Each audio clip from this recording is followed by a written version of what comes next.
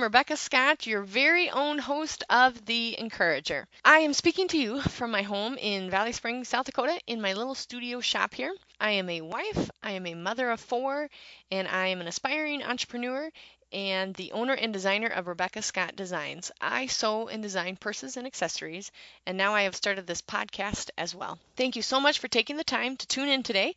I hope to provide you with a message of encouragement each week that motivates and inspires you to be your best self. Hello, this is Rebekah Scott with podcast number 4, and this one is titled Leaving a Legacy the Simple Way. Because I know we are crazy busy, and when I think of the word legacy, I think of this big, large thing that I have to leave to my children, and what I do with most of the things in my life is think it cannot be that difficult, and it can't be that difficult for me in order to be able to implement it. So I thought, how do I simplify it and break it down? So that is what I'm going to do for you today, and it allows you to get to know me, the encourager, and a little bit about how I run my family and my business while working at home. Just a reminder, I sew and design purses for a living, and I work at home, have my children with me, and so that's how I operate things, and it always needs to be things that I can do with the children around me. I do have a nanny 5 days a week that comes in the afternoon, but I still work in the mornings when they're with me as well. So just to give you a little background of how I do things. And today I'm going to talk about the legacy part. So leaving a legacy, like I looked up the definition, and mostly it was saying leaving behind money, and that's not really what I'm here to talk about today. I thought my definition for legacy is leaving your best behind. So when you go, what is it that you're going to leave behind that is the best part of you? What are your children going to remember? What is your family and your friends going to remember about you? What is your legacy that you are leaving behind? What is the best part of you? In order to leave some things for my children and for my family to remember about Becca, these are some things that I have done that are simple, totally implementable. We'll use a word that I just made up that you can be able to use in your life. So Nick and we decided that there would be 3 things that we would emphasize in our home, that when our children left at 18, 19, 20, when they left, that they would be like, my mom and dad always emphasized these 3 things. Because the truth is there's tons of things that we could emphasize, and we could download our children with lectures of everything we want them to learn, but we thought that's not doable or possible or memorable for our children. But if we narrowed it down to 3 things, and we just emphasized these 3 things and built upon these 3 things throughout their lives at home, they would walk away knowing these 3 things are important to my mom and dad and are important in my life because I've known them since I was 3 years old. So we picked from the Beatitudes because we are Christians, and that's the policies that we like to follow, so to say. And the ones that we thought would be very important for us and that really struck a note with us were being humble, being honest, and being kind. Some of them were more special to me and important for me, and some were more special to Nicholas and what he wanted to leave behind as his legacy. And so to emphasize these 3 things, we've done a couple just little simple things in our house. So on my door in the kitchen, I cut out of a really decorative wallpaper. I cut out what looks like a family crest. I picked out a family crest online, blew it up, and then cut it out of this wallpaper, and I wallpapered it to our kitchen door. And it's a family crest, and on it says Scott Family Established 2003, and then underneath it, it lists humbleness, honesty, and kindness. So every time they walk out that door, that sign is there to remind them that the Scotts are humble, we are honest, and we are kind. And throughout their childhood, we'll keep reminding them of that. And there's little things you can put it throughout your house. You wouldn't have to just do one family crest. That's what we have in the kitchen to remind them as they walk out the door and just throughout the day that those are the 3 things we want you to learn. And then also, we implement them into our prayers. So we don't have a set prayer for breakfast, lunch, and supper. We just let the children choose who's going to pray, and then they can just mention different things. But one thing that they do on routine is say, God, help me to be humble, honest, and kind. And even our 2-year-old, Rosalind, it's adorable, but of course I would say that I'm her mommy. She will say, God, help me to be humble, honest, and kind. And she does it in the most hilarious way because she has tones with it. So she'll be like, humble, and give you a little bit of the eyeball, honest, and kind. So I have to do a recording of her so someday we can have that. But pick 3 things that you want to leave behind for your children or your family or your friends that they will know this is what she or he stood for. And so that's just a way that we put that into our family's lives. And the kids, we also break it down, because being humble is kind of hard to understand, but not impossible. Just sit down with your child and explain it. And the reason that we chose humble is because our oldest, Gus, he is 8 right now, and he is an extremely talented athlete. His hand-eye coordination is off the charts. Of course I would say that I'm his mommy, but really, he's been hitting a ball since he was 18 months old. He just can connect very, very easily. And so, because he's in so many sports, it's easy to get a big ego and a big head and learn to be cocky, and we do not want that. And so to help him with that and to get away from that kind of sin is we've teaching him how to be humble. That every time he hits the ball, he says, God is good to me, and God made me good. Not he himself is good, but God made him good, and God will use him as a tool. So humble was very important for us. Honesty is just one of those go-tos for us. It's just very important that they're honest. We feel like to have open relationships with our children, as long as we can be honest with each other, whether they're in trouble or not, that would be a very good thing for them to know, that it's really important to us and to them that they remain honest. And then kindness for me is just super, super, super important. I think so many things would be solved if we could just be more kind and think of ourselves in the other person's shoes and just demonstrating as much kindness as possible. And also the reason why I picked kindness is because I have 3 girls. And 3 girls that I know will be beautiful on the outside, and I want to be beautiful on the inside. And so that is kindness. So I'm emphasizing very heavily that you're only as pretty on the outside as you are on the inside. My great-grandma Christy would say, pretty is as pretty does. So kindness was very important to me, and so we implement that in different things in their life, reminding them, is that the kind thing to do, or is that the honest thing, or are you being humble?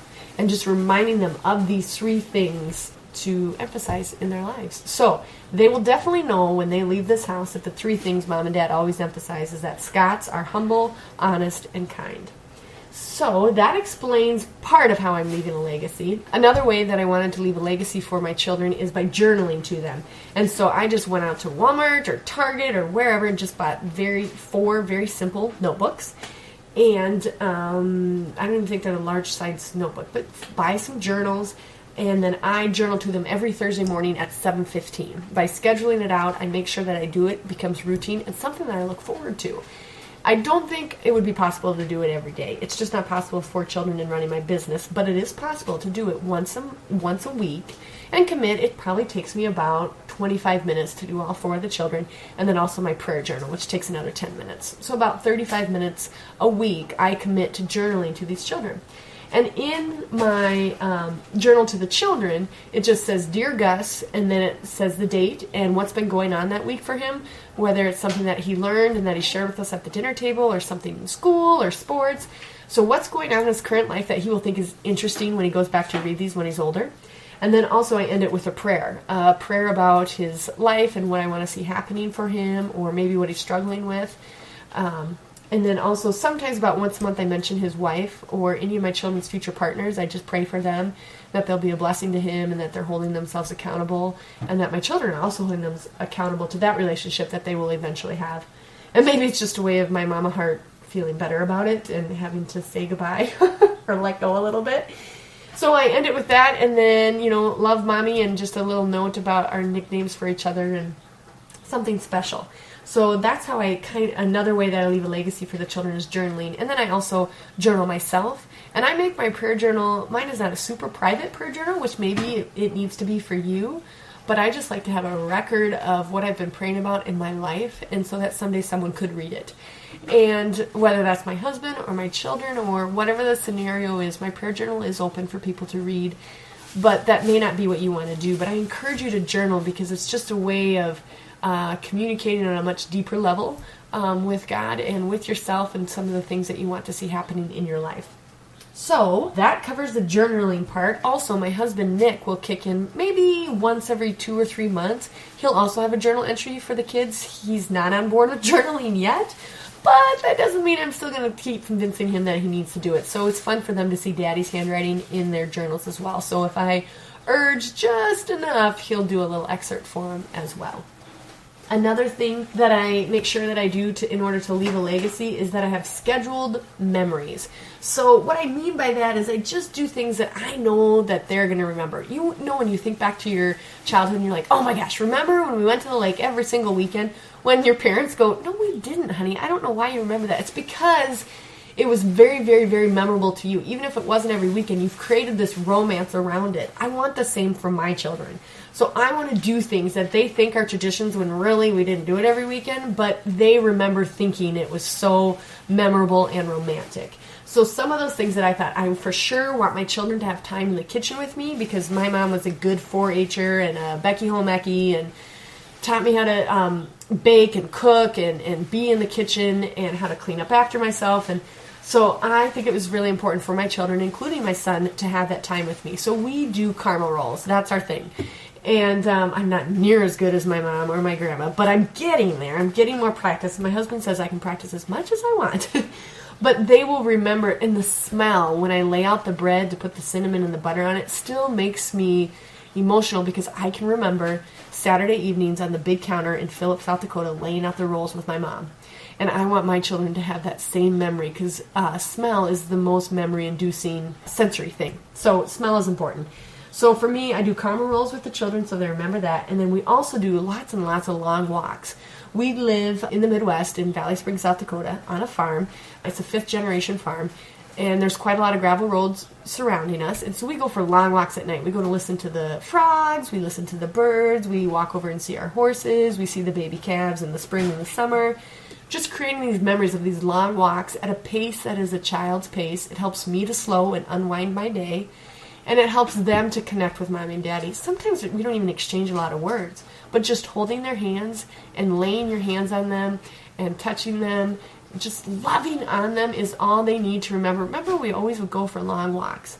And this summer has really been the summer of walking. And it's just so memorable for me and then also for the children. And they ask for it, you know, if we've missed a couple nights, it's like, Mom, can we go for the walk tonight? So that is also a scheduled memory that they will remember and that will help to leave a legacy. Also, we do game time every day. I talked about in one of my podcasts, I think it was the first one, about how I schedule out my days. And I do game time. And it is after we eat lunch, and it's for 30 minutes. And it's kind of, at first I did it so that I would have less mommy guilt that I was working and raising children next to me. So it was a way of saying that even during the day I braked for them. So it helps with my mommy guilt. And you're like, I've been spending time with them today. I did. I know I had 30 minutes one-on-one. I shouldn't say one-on-one. It's 1-on-4 because I have the 4 children. But we do something that they get to pick. So sometimes it's coloring. If the girls are home with me, they like to color or play Barbies or play dress up or paint our nails. And with Gus, it's always ball-oriented. So we go outside and play kickball, or we go to the monkey bars and pretend that we're American ninjas, or, you know, whatever it is. But I have 30 minutes every day that I commit to just being with the children. And they will also remember that. And they're so excited when lunch comes because they know afterwards Mommy's going to spend 30 minutes of time with them playing. We also have dates with our children, and we're not talking like going out to supper and a movie. Sometimes they are like that, but most of it is really simple dates. My husband works for the farm full time and then also has his own construction business, so he may be hauling corn that day, and so he'll just take a child with the car seat in the semi, and they have a little date, and he picks them up a little sucker at the gas station, and they talk. And we set it up like that, saying it's your turn to go on a daddy date, and they know mostly it's just talking with daddy and spending time with him. Or it may be that I only pick one of them to go to town with me to run errands, and they know that that's a special time for just us. So you don't have to make it elaborate or even make it really expensive, but just a purposeful time that you are spending with that child. And they'll remember, I know they will remember mommy dates. And sometimes they don't remember what you did, they just remember that you spent the time doing it. So that's another way to leave a legacy. Also, I've come up with my own songs, and I'm not even going to spare you. I have my own morning song that I sing to them. My brother, Joshua, who's a choir teacher, makes fun of me all the time. But it's when I start singing that, then they know, okay, it's morning. And I think it's really important to greet your children with a smile and with joy so they wake up knowing this is a good place and a safe place to be and a fun place to be. And so it's my morning song, and it's a good day to be alive. Oh, it's a good day to be alive. Oh, it's a good day to be alive. Oh, it's a good, good, good day. So it's super super, super simple. Obviously, the lyrics aren't too complicated, but they know the moment Mama starts singing that it's morning time, and it emphasizes it's a good day. Even if it's raining outside or I'm stressed out about the day, even me singing it, you have to smile while singing it. So I encourage you to find your own little rhythm, and maybe you'll pick an actual song. Maybe that would be better. Or make up your own lyrics, but do something that they remember. Oh, man, that's so funny. That's what Mom did for me every single morning. So that's a routine in a way that I'm also leaving a legacy for them. Another way to leave this legacy and remind them of the 3 things that you have picked, all of those, is that we really emphasize with those if they are doing something that needs to be disciplined. We will say Scots are not like that. And Scott is my last name. I will say Scots are kind or honest or humble. But reminding them over and over that they are part of a tribe, a very important tribe of your family, and how to treat each other with care and with honesty and with humbleness, and you keep emphasizing them to them, whatever your last name is, that Scots are this.